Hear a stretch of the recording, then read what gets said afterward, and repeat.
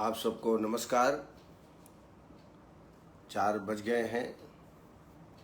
आप सभी उपस्थित हो रहे होंगे या हो गए होंगे। कल हाइपोथायरॉयडिज्म के बारे में चर्चा की गई थी। आज हम गुल्म के बारे में चर्चा करेंगे। गुल्म जो कि एक बहुत ही आम व्याधि है। योगेश महाजन जी उपस्थित हो गए हैं। परेश जी, विजय सैनी जी, डॉक्टर दीप्ति जी, डॉक्टर अनुराग अहिरवार जी, आनंद आयुर्वेद, अजय जी, विश्वकर्मा जी, मनोरंजन साहू आदि सभी चिकित्सक धीरे धीरे सब उपस्थित हो रहे हैं। आइए आज हम गुल्म के बारे में चर्चा करेंगे। उसके पहले कुछ प्रश्न ले लेते हैं। डॉक्टर योगेश महाजन, इनका प्रश्न है, अक्टूबर, नवंबर, मार्च तक शुष्क काश प्रत्येक साल उत्पन्न होती है। कोई भी ट्रीटमेंट दें उससे लाभ प्राप्त नहीं होता है। कई बार ऐसा होता है, ऋतुजन्य व्याधियां होती हैं, उसमें हो सकता है कि आपको या आपके पेशेंट को अक्टूबर, नवंबर, मार्च में शुष्क काश होता हो। ऐसी अवस्था में एक डिकॉक्शन आप लिख लीजिए। इसमें कंटकारी, गिलोय, मुलैठी और लिसोढ़ा, कंटकारी, गिलोय, मुलैठी और लिसोढ़ा, ये बराबर बराबर मात्रा में ले करके यवकुट कर लीजिए और इसकी 4 चम्मच दवाई, 4 कप पानी, 1 कप बचे तब तक पकाएं। छान लें। सुखोष होने पर 1-1 कप दोनों टाइम खाली पेट में इसका सेवन करें। ज़्यादा तकलीफ हो तो दिन में 3 बार भी इसका प्रयोग आप कर सकते हैं। साथ में स्वर्ण बसंत मालती रस, सिद्ध मकरध्वज ध्वज रस, स्वर्ण बसंत मालती 60 मिलीग्राम, सिद्ध मकरध्वज ध्वज 60 मिलीग्राम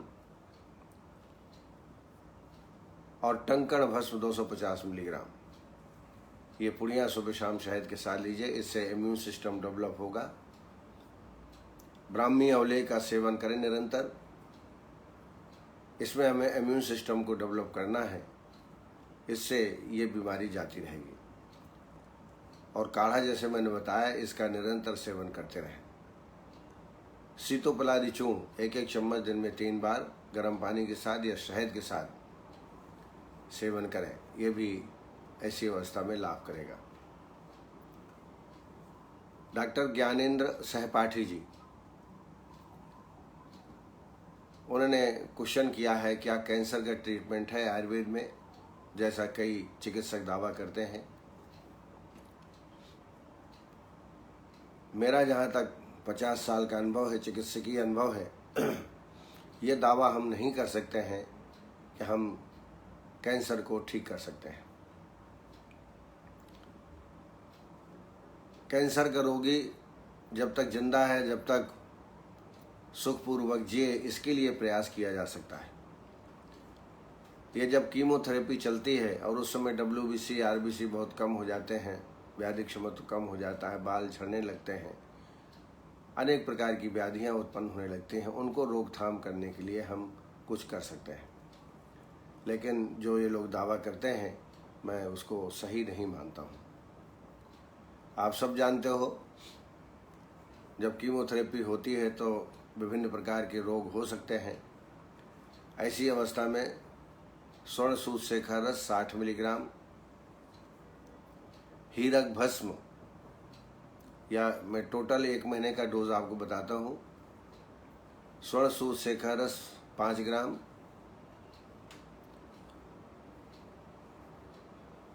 हीरक भस्म 400 मिलीग्राम,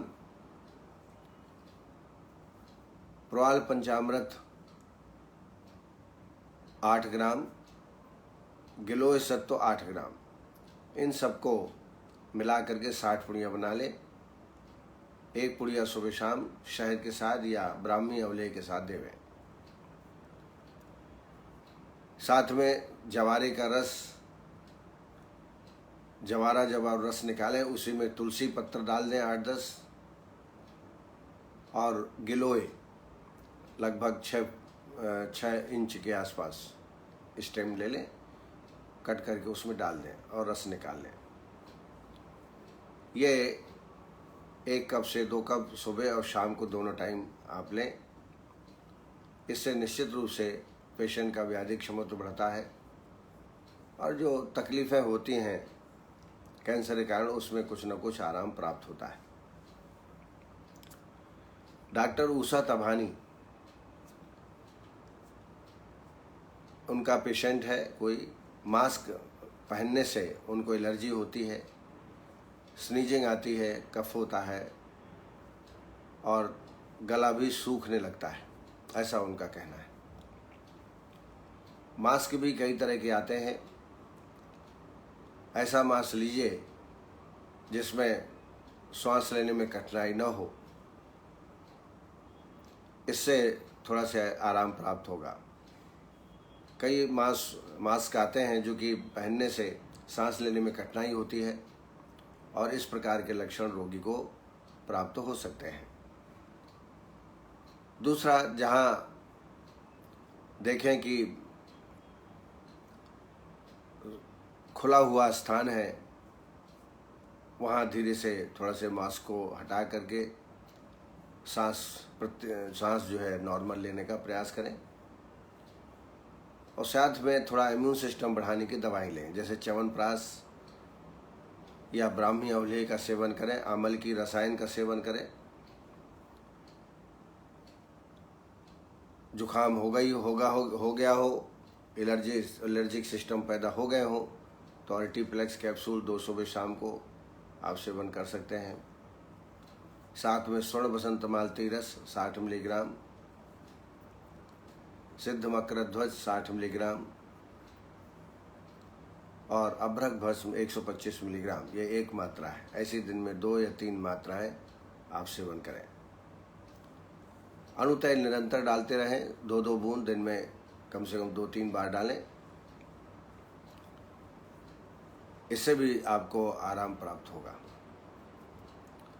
प्राणायाम, योग, सूर्य नमस्कार आदि जरूर करें। प्राणायाम से बड़ा लाभ प्राप्त होता है, इसको जरूर करें। इससे व्याधि क्षमता भी बढ़ता है और जो पैसेज हैं वो भी क्लियर होते रहते हैं। डॉक्टर विकास विश्वकर्मा, तर्जनी अंगुली के मूल में अस्थि वृद्धि हो गई है। तर्जनी के मूल में अस्थि थोड़ा मात्रा में बढ़ गई है, इसका क्या ट्रीटमेंट हो सकता है? कई बार ऐसा एक्स्ट्रा कैल्शियम की वजह से इस प्रकार की व्याधि हो सकती है। ऐसी अवस्था में गिलोय घनबटी, लाक्षादि गुलु 2-2 गोली दिन में 2 बार लें पानी के साथ। साथ में सेंधवादी तेल से या निर्गुंडी तेल से अभ्यंग करें और हल्की सिकाई करें। ये लगातार लेने से निश्चित रूप से इसमें आराम प्राप्त होगा।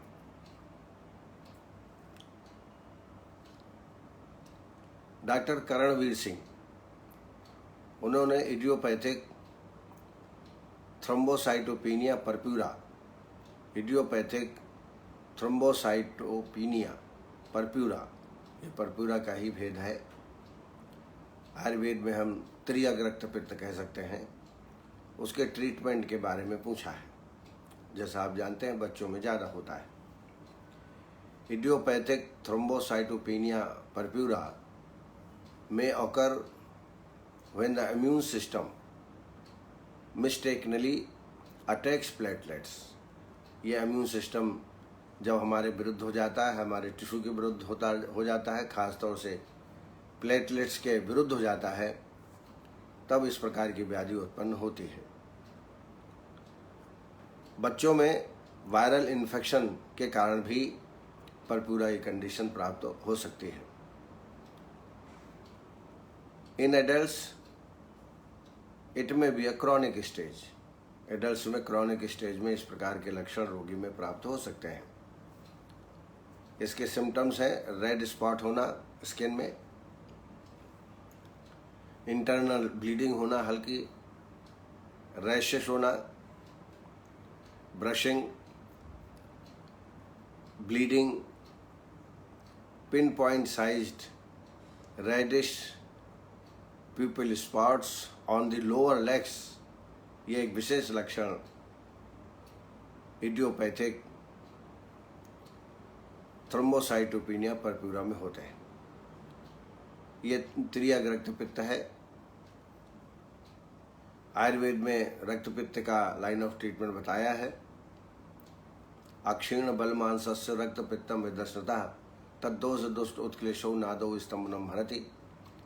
दूसरा, वैदूर्य मुक्ता मणिगैर का नाम मृत्संक हेम आमलकोद का नाम मधुद का शिक्षुरसस्य पाना क्षमम गच्छति रक्तपित्तम। निश्चित रूप से बोन मैरो की व्याधि है। प्लेटलेट्स की संख्या कम हो जाती है, इम्यून सिस्टम डिस्टर्ब हो जाता है।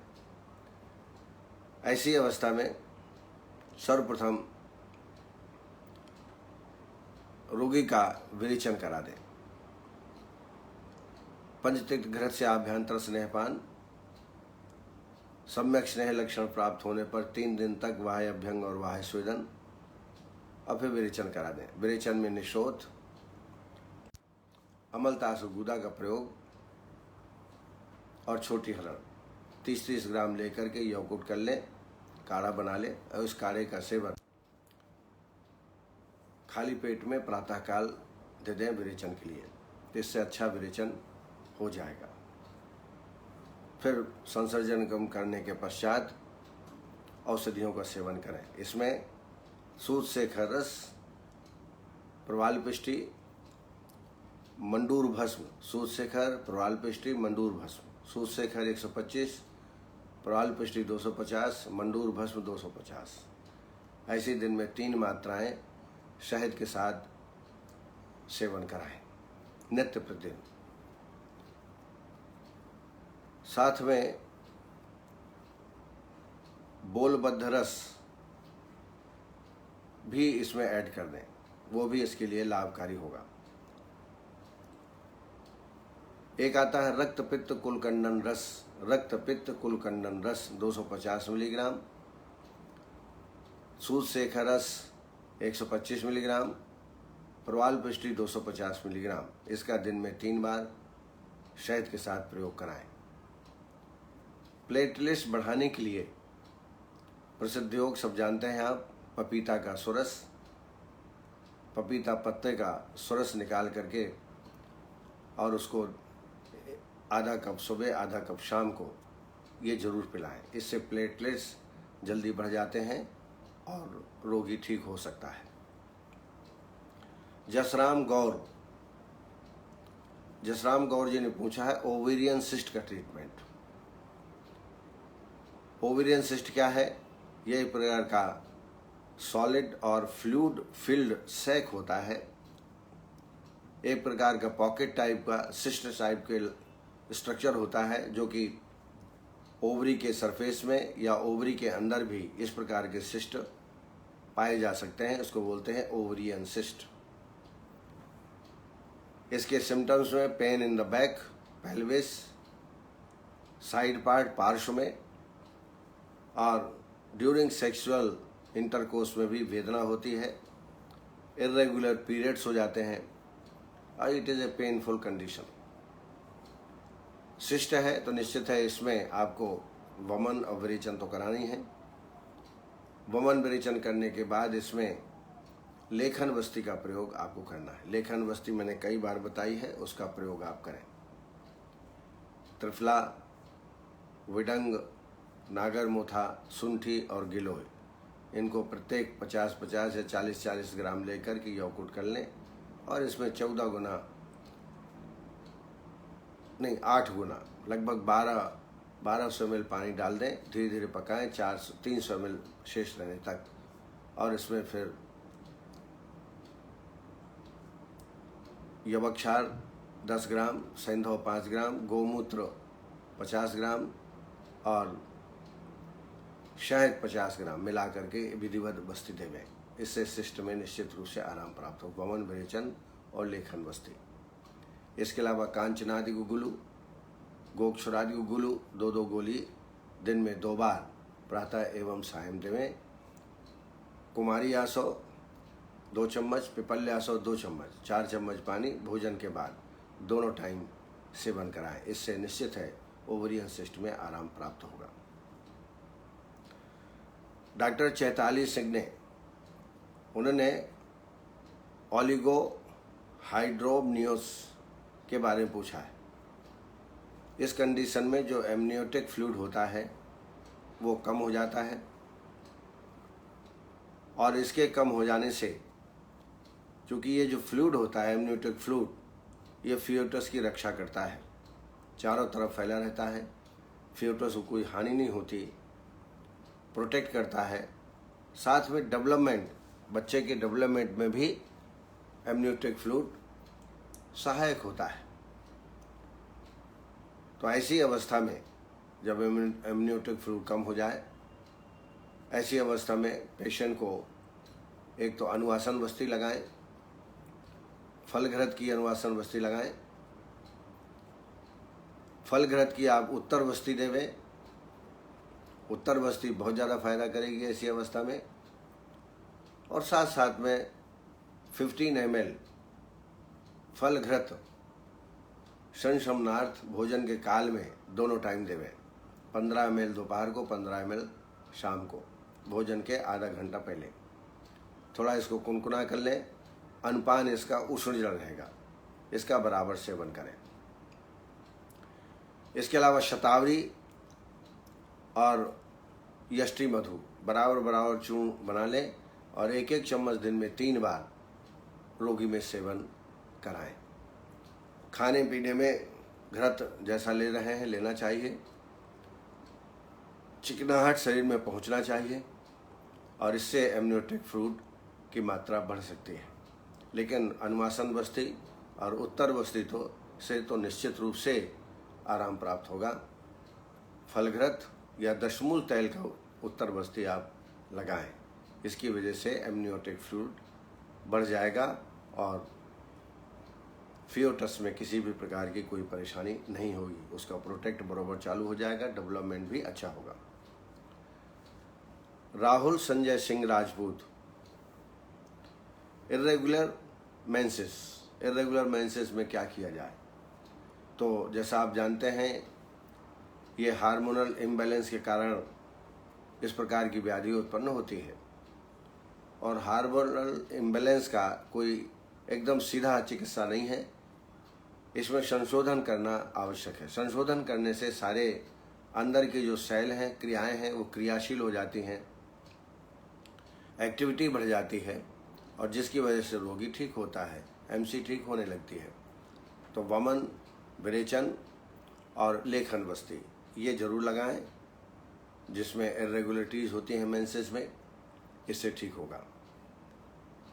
इसके अलावा और भी क्या लक्षण होते हैं? श्वेत प्रदर तो नहीं है, सफ़ेद पानी तो नहीं जा रहा है, ये देख करके आप फिर चिकित्सा की योजना बनाएं। इसमें कुमारी आसो, पिपल्यासो 2-2 चम्मच, 4 चम्मच पानी भोजन के बाद, ये इसमें फ़ायदा करेगा निश्चित रूप से। साथ में प्रद्रांतक लौह 250 मिलीग्राम, प्रवाल पिष्टी 250 मिलीग्राम, शोथारी लौह 250 मिलीग्राम, ये एक मात्रा है। ऐसी दिन में 2 या 3 मात्राएं शहद के साथ सेवन पेशेंट को कराएं। रजा प्रवर्तनी बटी भी लाभ कर सकती है यदि एमसी रुक गया हो, नहीं हो रहा हो तब। पुष्यानुक चूर्ण भी इसमें लाभप्रद हो सकता है। 1 चम्मच सुबह, 1 चम्मच शाम को, यानी 5 ग्राम सुबह, 5 ग्राम शाम को इसका सेवन आप करें। तो इस तरीके से कुछ प्रश्न मेरे सम्मुख आए थे, मैंने उत्तर देने का प्रयास किया है। आशा आप सेटिस्फाइड होंगे। हमारे साथ डॉक्टर अर्चना जायसवाल, डॉक्टर रणवीर शर्मा जी, डॉक्टर विनय मित्तल, डॉक्टर माधव मिश्रा और इस कार्यक्रम के उत्प्रेरक और इसके संचालक डॉक्टर नवीन जोशी जी, वैद्य RV. Tripathi, doctor Nirmala Swal, doctor Vikas Mahajan, doctor Ashwini Kumar, doctor Sunil Ratauri, doctor Vineshwari Srivastava, doctor Vikas Vishwakarma, doctor Yogesh Mahajan, doctor Sonal Patel, doctor Rajni Sharma, doctor Jasram Gaur, doctor Shilpa Palaskar, Vandana Pathak ji, Aditi Tripathi ji, doctor Savita Patil, doctor Neelam Shukla, doctor Manoranjan Sahu, doctor Bhanu Pratap Singh Yadav ji, Jyotibala Damor ji, Mahendra Chaturvedi ji, Brajendra Srivastava ji, doctor Monica Chitnavis, doctor Sandhya Pandey, doctor Pradeep मानवी, आनंद आयुर्वेद, अरुण शर्मा, के.एन. गंगवार जी, भरत ठोक जी, महेंद्र कुमार उपाध्याय जी, अनिल पांडे जी। उनका एक प्रश्न भी है अनिल जी का, नश्य दिन में कितनी बार देना चाहिए? अगर आप शोधन नश्य दे रहे हैं तो प्रातःकाल एक ही बार देना है। शोधन में अवपीड़न या धमापन नश्य आता है, ये दिन में एक ही बार देना है। यदि आप प्रतिमर्श नश्य दे रहे हैं तो प्रतिमर्श नश्य के तो 14 काल बताए हैं, 24 घंटे में 14 बार दे सकते हैं। लेकिन जितने भी स्नेह है, वचा तैल है, षडबिंदु तैल है, वचा तैल, षडबिंदु तैल, इनकी मात्रा 4 से 6 बूंद की होती है, इनको 2 बार दे सकते हैं। लेकिन अणुतैल का 2-2 बूंद की मात्रा कई बार आप दे सकते हैं। प्रातःकाल उठने के बाद, कहीं बाहर जाते हैं उसके पहले, बाहर से घर आते हैं तो ले लें, भोजन के पहले, भोजन के बाद, लेकिन कम से कम 3-4 बार तो अणुतैल का प्रयोग आप कर सकते हैं। और जो स्नेह नस्य हैं, जैसे मैंने बताया, षडबिंदु तैल या अपामार्ग तैल, वचा तैल, इनकी मात्रा 4 से 6 बूंद, दिन में 2 बार आप नस्य ले सकते हैं। लेकिन अवपीड़न और धमापन नस्य, ये शोधन नस्य हैं, इनका प्रयोग एक ही बार प्रातःकाल करना है, क्योंकि इसमें पूर्व कर्म की आवश्यकता है। इसमें बाह्य अभ्यंग ग्रीवा के ऊपर और मृदु स्वेदन कराने की आवश्यकता है, उसके बाद ही आप धमापन या अवपीड़न नस्य देते हैं। लेकिन अणुतैल का नस्य या वचा तैल या ये दे रहे हैं, इसमें यदि पूर्व कर्म नहीं भी कराएं तो भी कोई दिक्कत नहीं है। तो अब आप समझ गए होंगे कि नस्य हमको कितनी बार एक दिन में करना चाहिए। डॉक्टर माधुरी बाग, डॉक्टर गिरिराज प्रसाद शर्मा जी, डॉक्टर रूपाली देशमुख, ये कार्यक्रम से जुड़े हुए हैं। अब आइए, जो आज का मुख्य विषय है गुल्म, उसके बारे में चर्चा करते हैं। गुल्म आप लोगों ने पढ़ा होगा 11th-12 में एनाटॉमी में। छत्राकार जो वृक्ष होते हैं, छोटे वृक्ष जैसे चमेली आदि, उनको गुल्म कहा जाता है। तो दोषों की आकृति उदर प्रदेश में कुछ इस प्रकार हो जाती है, गोलाकार, और इसलिए इसको नाम दिया गुल्म। पेनफुल लंप इसको कह सकते हैं, painful lump in the abdomen. Acharya Sushruta गुल्म रोग को अपाकी मानते हैं, पाक नहीं होता है। ये वात गुल्म के लिए लागू है, लेकिन पैत्तिक और कफज गुल्म में पाक हो सकता है। चरक संहिता ने कहा है कि पित्तज और रक्तज ये मंदपाकी होते हैं। रक्त गुल्म, जैसा आप जानते हैं, 10 माह में परिपक्व होता है। इसलिए रक्तज गुल्म की 10 माह बाद चिकित्सा करनी चाहिए, क्योंकि रक्तज गुल्म और गर्भ की अवस्था इसमें बड़ी समानता है। तो इसलिए शास्त्र ने कहा है कि 10 महीने बाद ये परिपक्व होता है, तभी इसकी चिकित्सा करनी चाहिए। गुल्म के जो मुख्य निदान है वह है पुरीस, कफ और पित्त का अधिक मात्रा से क्षय हो जाना। जैसा आप जानते हैं, धातु क्षयात वात वृद्धि, क्षय होने से वायु की वृद्धि होती है। पुरीस, कफ, पित्त का क्षय हो जाना, वेगावरोध, शोक ज्यादा करना, रूक्ष अन्न आहार विहार का सेवन, अधिक दबाव पेट में होना और पंचकर्म का ठीक से न करना, कठिन रास्ता का अधिक देर तक चलना, शारीरिक कुचेष्टाएं करना और दौर्बल्य की अवस्था में गुल्म रोग की उत्पत्ति होती है। आइए संप्राप्ति देखें। तो उपरोक्त निदानों का सेवन, इनके निदानों के सेवन करने से वात का प्रकोप, और ये वात कफ पित्त को दूषित करता है और पुनः कफ पित्त के द्वारा स्वयं अवरोधित हो जाता है, जिसकी वजह से वायु का अधागमन बंद हो जाता है और वायु का ऊर्ध्वगमन होने लगता है। इसकी वजह से पार्श्व, हृदय प्रदेश, वस्ती, उदर प्रदेश, नाभि में शूल की उत्पत्ति होने लगती है और यह परिपिंडित वायु, अवरोधित वायु गुल्म को उत्पत्ति करती है। चरक ने इसकी संप्राप्ति बताई है। कफम च पित्तम च सुदुष्ट वायु रुद्ध मार्गान विनिबद्धताभ्याम हृन्नाभिपार्श्वोदर वस्तिशूलम करो तत्व आदि नबद्ध मार्गाः वाताशय पित्त कफाशय व स्वतंत्र पर संश्रय व स्पर्शोपलभ्य परिपिंड तत्वाद गुल्मो यथा दोषम उपैति नामो। ये गुल्म की संप्राप्ति है। लक्षणों में देखें तो हृदय और नाभि के बीच में उत्सेद, अरुचि, मलमूत्र का अवरोध, अपान वायु का अवरोध, साथ में अनाह और उद्गार अधिक होना,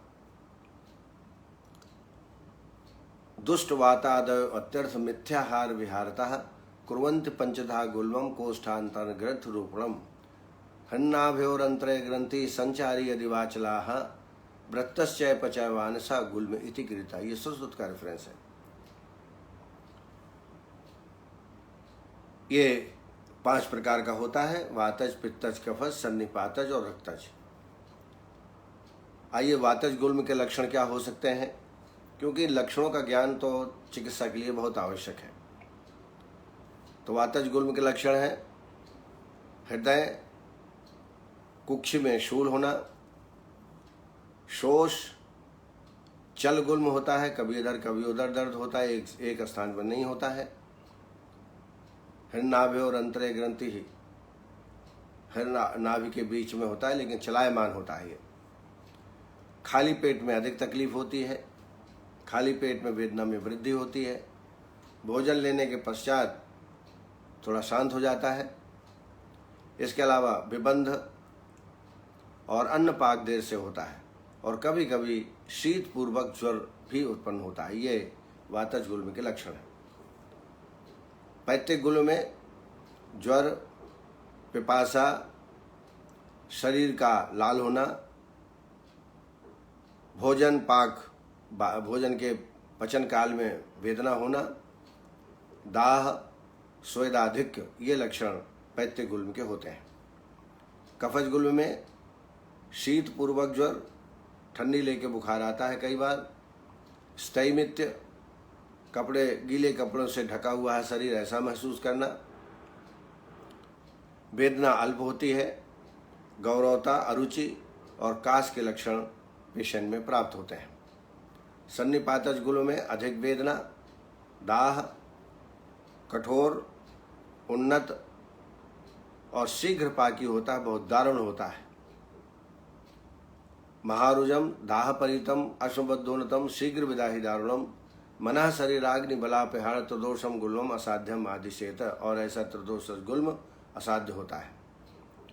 मन शरीर अग्निबल का नाश हो जाता है और ये असाध्य की श्रेणी में त्रिदोष गुल्म होता है।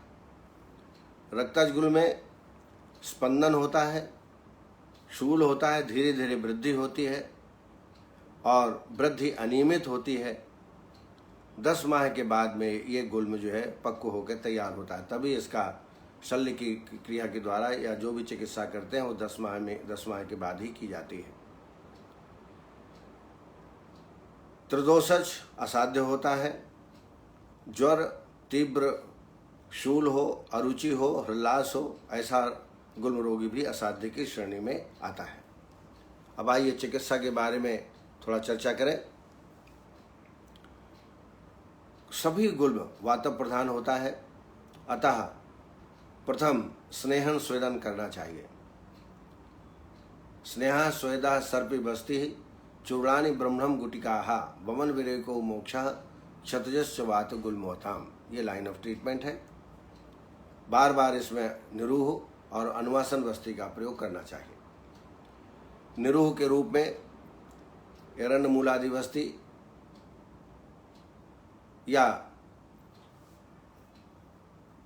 आप स्वयं वस्ती का निर्माण कर सकते हैं, जिसमें थोड़ा तीक्ष्ण द्रव्य, विरेचक द्रव्य मिले हो, ऐसी वस्ती तैयार कर लें। माधु तैलिक वस्ती भी निरूह वस्ती के रूप में दे सकते हैं। अनुवासन वस्ती के रूप में मूर्छित तैल या नारायण तैल का प्रयोग 30 ml भोजन के बाद आप कर सकते हैं। ऐसी अवस्था में आप काल वस्ती, योग वस्ती और कर्म वस्ती के रूप में भी आप इनका प्रयोग कर सकते हैं। उधर प्रदेश में सेक, अवगाह स्वेदन, प्रदेह, अभ्यंग, वमन, विरेचन, मर्दन और लंघन, ये लाइन ऑफ ट्रीटमेंट है। अग्निबल की रक्षा करते हुए चिकित्सा करना है। इसके अलावा रक्त मोक्षण, जिस तरफ गुल्म हो उस तरफ की बाहु से रक्त मोक्षण करना चाहिए। रूक्ष व्यायामजम गुल्मम वातिकम तीव्र वेदनम बद्धविण्ड मारुतम स्नेही आदिता समुपाचरेत भोजनाभ्यंजन पाने निरूह ही सानुवास नहीं है स्निग्धस विजा स्वेदा कर्तव्यो गुल्म शांत है। वातज गुल्म में वमन नहीं कराना चाहिए, लेकिन हृल्लास और कफ के लक्षण हो तो वमन भी हमें कराना चाहिए। वात गुल्मो कफो वृद्धो हत्तो अग्नि अरुचमेधि हृल्लासम गौरम तंद्रा जनेतु उल्लेखितम। और वायु की रक्षा चिकित्सा के पूर्व, चिकित्सा के मध्य, चिकित्सा के पश्चात वायु की रक्षा गुल्म रोग में करना चाहिए। कफो वाते जत प्राय पित्तम शोणितम वेवा यदि कुप्ते वातस क्रियामाणे चिकित्सते यथोल्बणस्य दोषस्य तत्कारम विसर्जितम आदावंते च मध्ये च मारुतः परिरक्षिताः। ये लाइन ऑफ ट्रीटमेंट है। वातिक गुल्म में जब तीव्र वेदना होती है तो स्नेहपान संश्रमनार्थ कराना चाहिए। 10 से 15 ml नारायण तेल या मूर्छित तेल का पान आप कराएं, इससे तत्काल वेदना में आराम मिलता है। इसके अलावा स्निग्ध युक्त भोजन, अभ्यंग और स्नेहपान मैंने बताई, और निरूह अनुवासन का हमेशा प्रयोग करें। नाभि के ऊपर अगर गुल्म है तो स्नेहपान में लाभ प्राप्त होता है, और पक्वाशय में यदि शूल है और पक्वाशय में गुल्म है तो वस्ती हितकर है। स्नेहपानम हितम गुल्मे विशेषण ऊर्ध्वनावजे पक्वाशय गते वस्ती उभयम वा जठाश्रये। दोनों में हो तो वस्ती का भी प्रयोग करना चाहिए। रूक्ष व्यायामजम गुल्मम वातिकम तीव्र वेदम बद्धविंड मारुते ही स्नेही आदिता समुपाचरित भोजनाभ्यंजन पाने ही निरूह ही सानवास नहीं है स्निग्धस विजा स्वेदा कर्तव्यो गुल्म शांत है। इन लाइन ऑफ ट्रीटमेंट को ध्यान में रख करके चिकित्सा करना है। कफोत्क्लेश हो तो वमन कराएं, पित्त के ज़्यादा लक्षण मिले तो विरेचन कराएं, और अंत में रक्त मोक्षण कराएं। रक्त मोक्षण से इसमें रोगी में ज़्यादा लाभ प्राप्त होता है। वात गुल में जैसे मैंने बताया, वात गुल में यदि कफ का लक्षण हो तो वमन भी आप इसमें ऐसी अवस्था में करा सकते हैं। पैत्तिक गुल्म हो तो घृतपान, पंचतीर्थ घृत का सेवन कराएं। और इसके बाद विरेचन करा दें। आभ्यंतर स्नेहपान पंचतीर्थ घृत से अब विरेचन करा दें। विरेचन के लिए मैंने कई बार आपको बताया, इसमें कुटकी जरूर मिलाएं। कुटकी, अमलतास गुदा, त्रिव्रत और छोटी हरण प्रत्येक 20-20 ग्राम लेकर के काढ़ा बना लें और उसमें 40 ml कैस्टर ऑयल मिला करके विरेचन दें। सम्यक स्नेह लक्षण प्राप्त होने के बाद 3 दिन स्वेदन कराना है, उसके बाद फिर विरेचन कराना है। क्षीरवस्ती, क्षीरवस्ती भी इसमें लाभ करेगी। पंचतिक्त क्षीरवस्ती, पंचतिक्त के द्रव्य का काढ़ा बना लें। मान लीजिए आपने काढ़ा 800 ml बना लिया, तो इसमें 200 ml दूध डाल करके दुग्ध शेष रहने तक पका लें और इस दुग्ध में पंचतिक्त घृत 50 ml, शहद 50 ml, सेंधौ 5 ग्राम डाल करके बस्ती देवें। तिक्त क्षीर बस्ती ये बहुत ही लाभप्रद है गुल्म के रोग में। रक्त मोक्षण जैसे मैंने बताया कि जिस तरफ गुल्म हो उस तरफ की बाहु से रक्त मोक्षण कराना चाहिए। मांस रस, अन्नपान आदि का सेवन कराएं, ब्राह्मण भोजन कराएं। दूसरा, कफज यदि हो, मंदाग्नि हो तो लंघन कराएं, नहीं तो वमन तो कराना ही है। इसमें आभ्यंतर स्नेहपान कराने के पश्चात वमन कराएं। उष्ण द्रव्यों का सेवन कराएं। क्षार, अग्निकर्म और आसव अरिष्ट का सेवन भी यहाँ करें। पिपल्यासव, जीरकाद्यारिष्ट ये इसके लिए कफज उन्माद गुल्म के लिए श्रेष्ठ है। रक्तज गुल्म हो तो 10 माह के बाद स्नेहन, स्वेदन और फिर विरेचन कराएं। स्नेहन, स्वेदन और विरेचन। और इसके अलावा पलाश क्षार, यवक क्षार, इनका 250 मिलीग्राम दोनों लेकर के और शहद के साथ सेवन कराएं। यह निश्चित रूप से रक्तज गुल्म के लिए श्रेष्ठ है। इसके अलावा दशमूल क्वाथ से उत्तरवस्ती, दशमूल क्वाथ से उत्तरवस्ती भी इसमें लाभ करेगी। इसके अलावा जो भेदन चिकित्सा है वो करना है। औषधियों में गुल्म कालानल रस 250 मिलीग्राम, अग्नि कुमार रस 125 मिलीग्राम और प्रवाल पंचामृत 125 मिलीग्राम ये दिन में 2 या 3 बार दीजिए। फिर से मैं बोलता हूँ, गुल्म कालानल रस 250 मिलीग्राम, अग्नि कुमार रस 125 मिलीग्राम और प्रवाल पंचामृत 125 मिलीग्राम दिन में 2 या 3 बार शहद के साथ सेवन कराएं। इसके